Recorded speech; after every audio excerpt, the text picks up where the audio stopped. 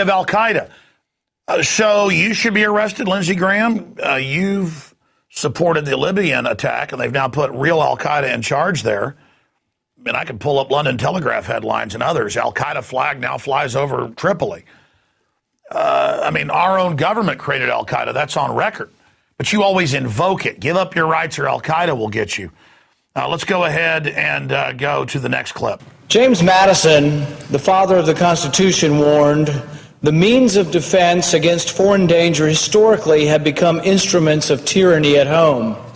Abraham Lincoln had similar thoughts, saying, "America will never be destroyed from the outside. If we falter and lose our freedoms, it will be because we destroyed ourselves." My well-intentioned colleagues' admonitions in defending provisions of this defense bill, yes, their legislation would arm the military with the authority to detain indefinitely, without due process or trial, people suspected of an association with terrorism. These would include American citizens apprehended on American soil. I want to repeat that. We are talking about people who are merely suspected of terrorism or suspected of committing a crime and have been judged by no court. We are talking about American citizens that could be taken from the United States and sent to a camp at Guantanamo Bay and held indefinite detention. A suspect. We're not talking about someone who has been tried and found guilty. We're talking about someone suspected of activities. But some of the things that make you suspicious of terrorism are having food, having more than 7 days of food, missing fingers on your hand, having ammunition, having weatherproofed ammunition, having several guns at your house. Is that enough? Are you willing to sacrifice your freedom for liberty? I would argue that we should strike these detainee provisions from this bill because we are giving up our liberty. We are giving up the constitutional right to have due process before we're sent to a prison. This is very... Isn't that a breath of fresh air? That's what the media says is radical. I tell you, the apple doesn't fall far from the tree there. That's Rand Paul, who I know behind the scenes. I know people that work with him. He's the real deal. He's just like his dad. And they demonize the daylights out of him. They demonize his dad. They twist everything he said or done against him. When the entire corrupt system is attacking somebody, you know they're good. If you're sick of this system, if you're sick of all this corruption, support Ron Paul. Now, we've also got the clip of Lieberman, just incredibly creepy, where he's talking about, we don't want you to know what the torture is. We want you to be scared. I mean, that's terrorism right there. We don't want anybody to know you've been arrested, and we don't want anybody to know what our interrogation methods are because we want you to be scared.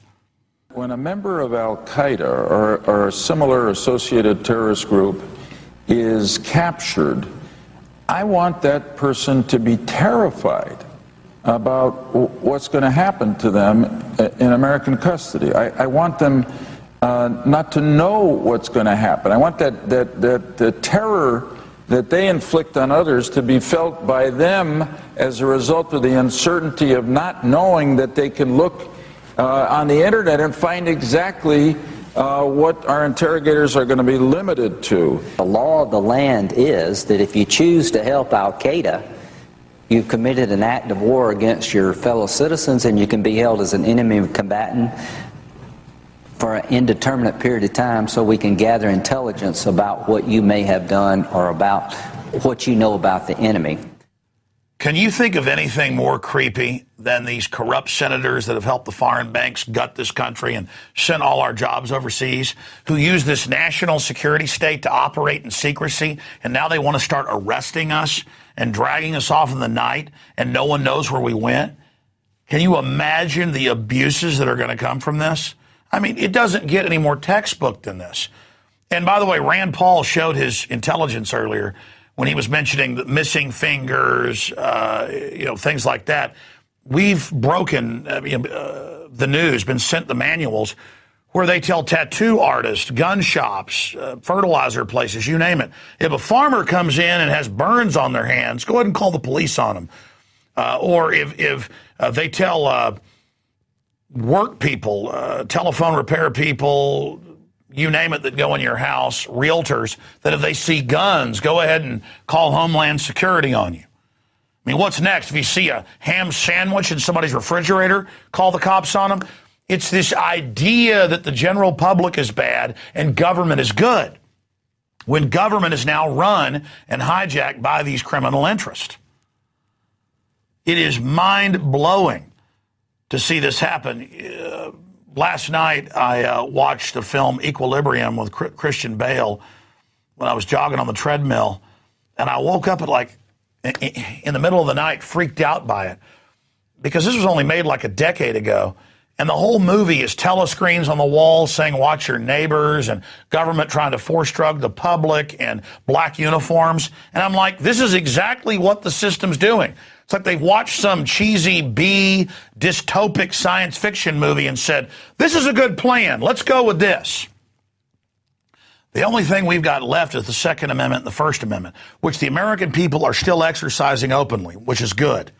And between those two prongs, that pincer attack, if we boldly stand up and tell the truth with our First Amendment, we can avert using the Second Amendment. Now, here's the numbers. A record 1.5 plus million instant FBI checks.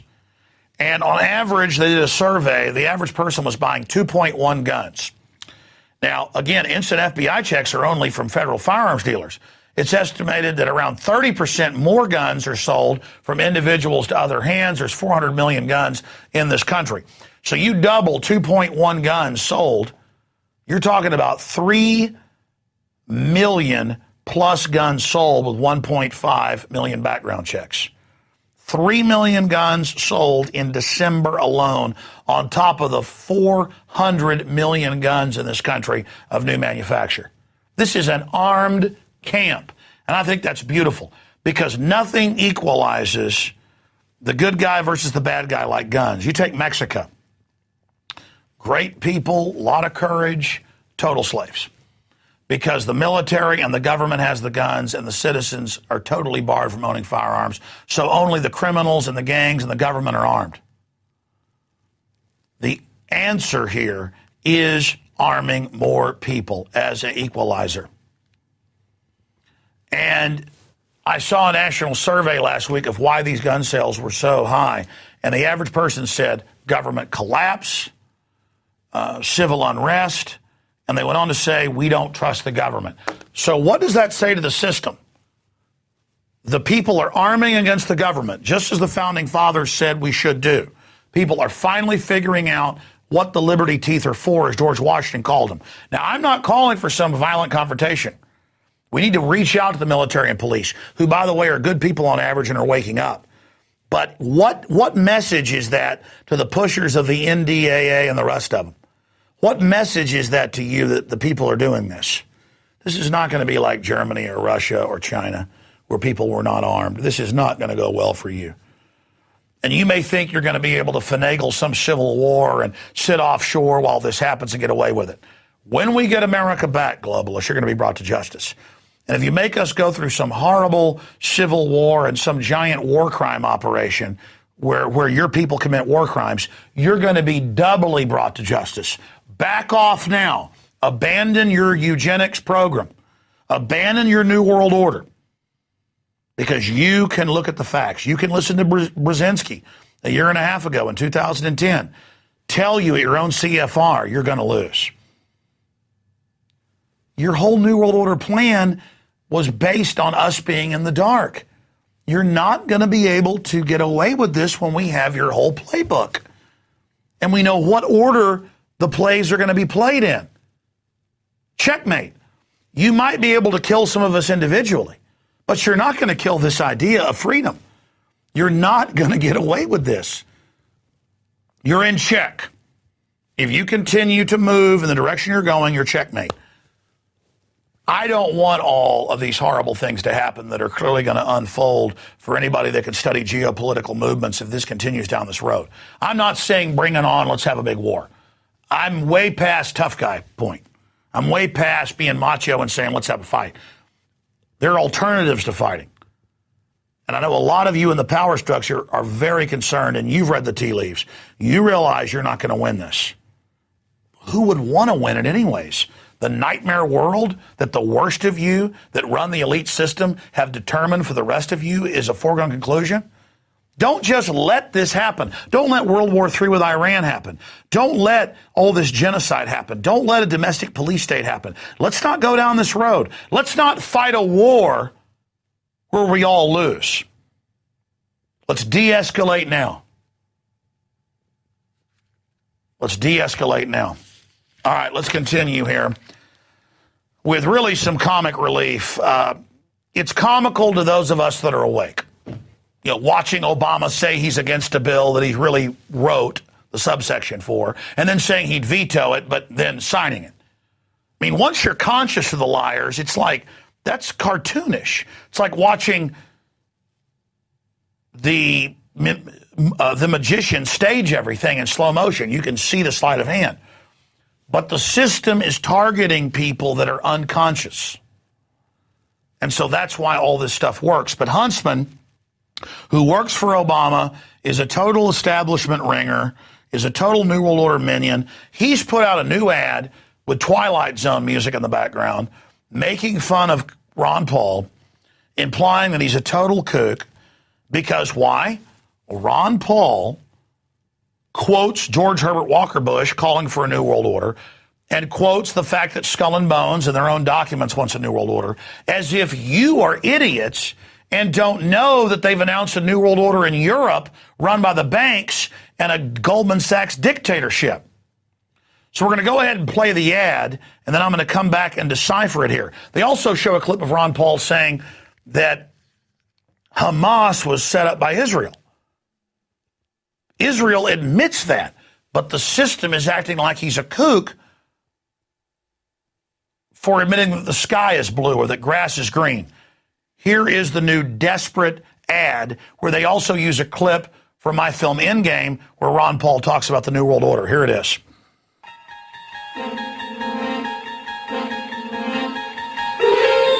The assumption is that this guy is like your crazy uncle, but you never expected your crazy uncle to get this far. The problem with him is that he's got some very sound points, but then he's kind of, I don't know, in other areas scary. All I can say is, back it up to when Ron Paul comes. Again, this is just too much. I've got to analyze each piece of this.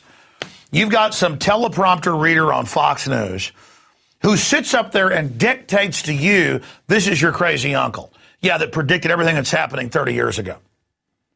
And then you're going to be peer pressure driven. This is what they think of you. And because he says this is your crazy uncle, who they told you for 6 months couldn't win, now the front runner, so they're panicking. They're trying to dictate your reality. Then they cut to Ron Paul on a TV show when he's asked about Skull and Bones.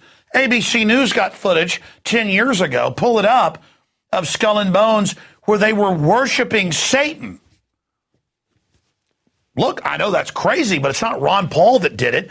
He was just asked about it, and he said, yeah, they're doing it. Then they cut to him talking about CFR Trilateral Commission. The CFR every week puts out articles on their website calling for global government. And they've got almost every member of Congress as a member. And it's a British intelligence outfit set up by British intelligence to help take this country back over in 1922 at Pratt House in New York. So, well, I'm sorry. Let's just get back to the rest of the Twilight Zone ad. Here it is. All I can say is, people have written about this, and Skull and Bones is a secret order of Yale, and then the proposition is that people are there groomed for the Trilateral Commission and the CFR, and therefore they will then be in positions of great influence in our government. President Bush said that the New World Order was in tune, and that's what they were working for. 600,000 Americans died in a senseless civil war. You buy the slaves and release them. How much would that cost compared to killing 600,000 Americans? If you look at the history, you'll find out that Hamas was encouraged and really started by Israel. Have you ever read about the reasons they attacked us? They attack us because we've been over there. We've been bombing Iraq for 10 years. Are you suggesting we invited the 9/11 attacks, sir? The Israelis are there. The United States is there. All these countries. China has nuclear weapons. Why wouldn't it be natural that they might want a weapon? Internationally, they'd be given more respect. Tune in next week for more of Ron Paul. Yeah, tune in to somebody who actually talks straight.